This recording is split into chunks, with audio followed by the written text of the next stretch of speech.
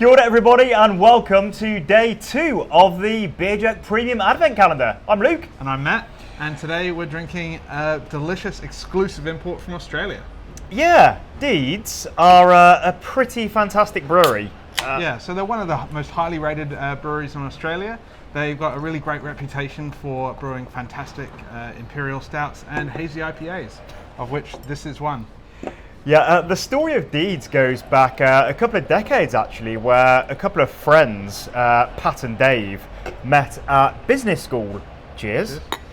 And they were big beer fans and they loved drinking craft beer and they dreamed of opening a brewery one day. But it's pretty tough to open a brewery, and it was especially tough in 2002. So they took a simpler route and they started a beer importing and distribution company. And that went okay for them for a few years. Then after about 5 years of that, they discovered this cider brand from Sweden called Rekorderlig, which was unheard of in Australia at the time. So they started importing Rekorderlig, and things went gangbusters because people love that sweet, fruity nectar. And they had a raging success for a while. Then they sold that business, and finally they had the money in their pockets to launch a proper brewery. So they started as Quiet Deeds, which went really well. They had a really nice core range, like Pale Ale, Pilsner.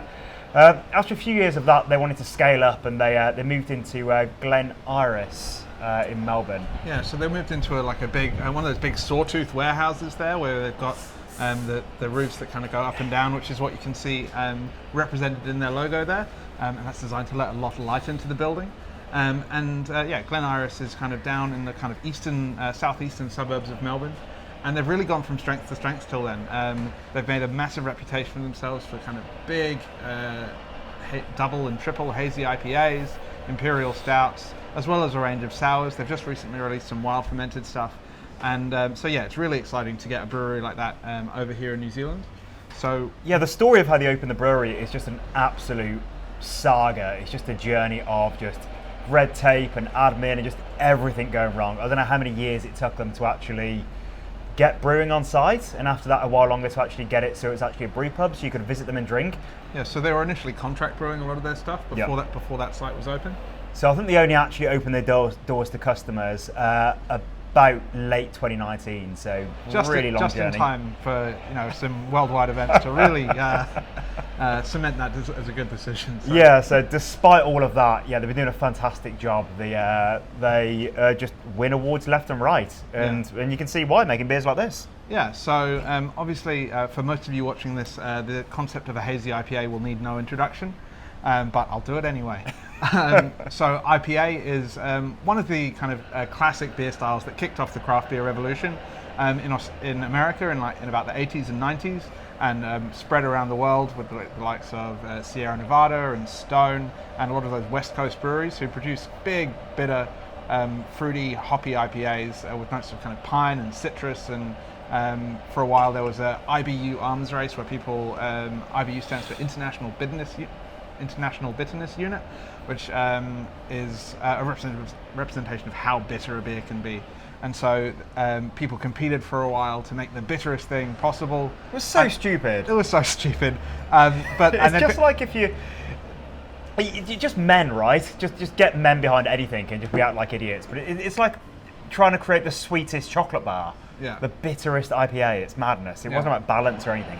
Yeah. So thankfully we've moved on from those times where we still love a good, properly bitter IPA. But the kind of swing went the other way over towards the East Coast in states like Vermont and Massachusetts and the whole New England region, and gave birth to the New England IPA, which is the kind of genesis of the modern hazy.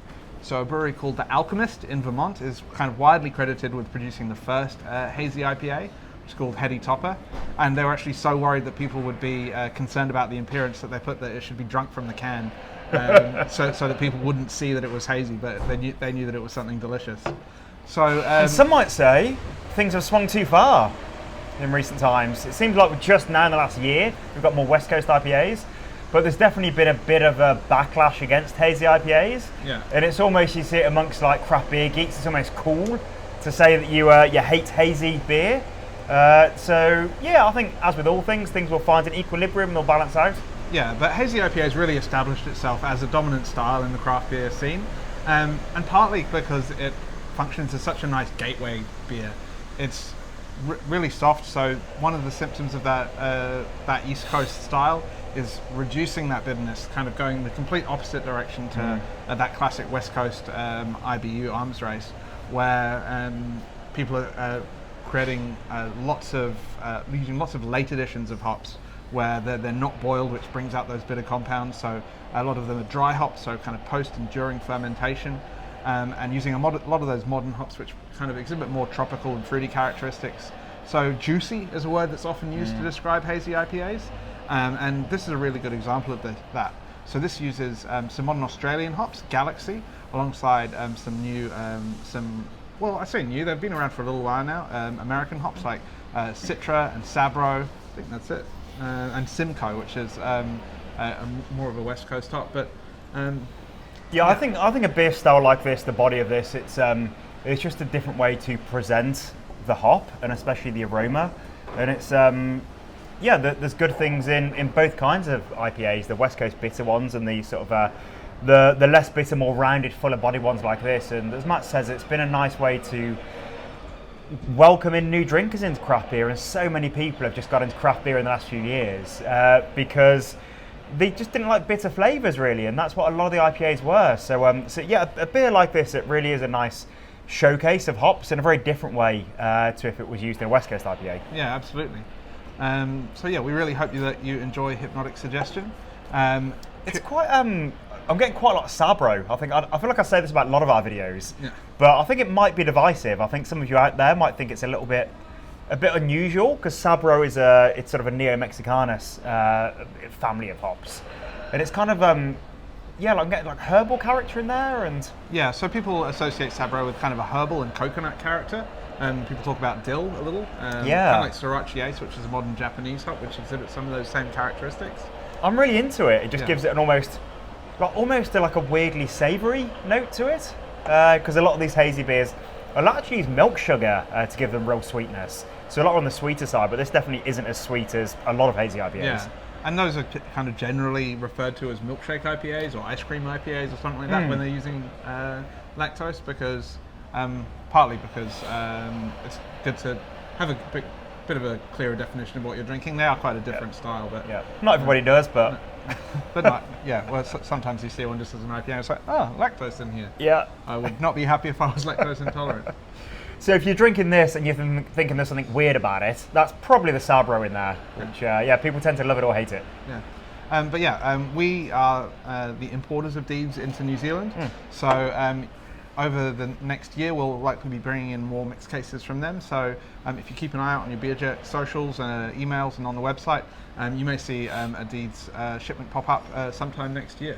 You may very well see that. But while you're thinking about Beer Jerk and checking out our videos, what you might not know, if the Advent calendar is your introduction to Beer Jerk and what we do, is we kind of operate this Advent calendar on a weekly basis throughout the year. So not every day. Not every day. Sadly. But rather than a beer a day, we have our classic Beer Jerk subscription, which is a beer a week where we release a video like this with interesting styles like you'll find in this Advent calendar, and we talk about them and we share them and we discuss them in the members group. So hopefully we've got some new members who are finding us through there. Hello. Yeah, it is literally exactly the same as this, only it's one beer every Thursday night rather than one beer every day. So you get a box of 6 beers and they cost about $8 each, and that includes shipping and everything else. And then 6 weeks later, if you haven't unsubscribed, you get another box of 6 beers. And we've been doing that for coming up 8 years now. So that's a lot of, and it's always different beers. You never drink the same beer twice. Yeah, and we get an email which has even more information, like the history of the brewery, the tasting notes. You get food pairing, serving temperature, music pairing, and all that kind of stuff. So if you are enjoying the Advent calendar experience and wanting to see more of that, check out the Beer Jerk Classic subscription. Well, thanks for joining us. We will see you again tomorrow. Yep. Cheers. See you tomorrow. Cheers. What is this glass? It's a vase.